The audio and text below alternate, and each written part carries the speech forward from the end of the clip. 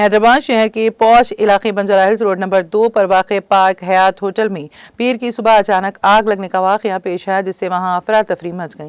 آگ ہوٹل کی پہلی منزل پر واقع لگی ہے، جہاں سے دھواں تیزی سے پھیلتے ہوئے عمارت کے دیگر حصوں تک پہنچا۔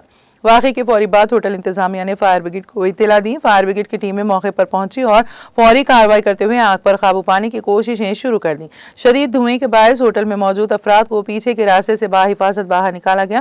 فائر بریگیڈ کے اہلکاروں نے تقریباً 2 گھنٹے کی مشقت کے بعد آگ پر مکمل قابو پایا۔ خوش قسمتی سے اس واقعے میں کوئی جانی نقصان نہیں ہوا۔ ابتدائی تفتیش کے مطابق آگ لگنے کی وجہ شارٹ سرکٹ بتائی جا رہی ہے۔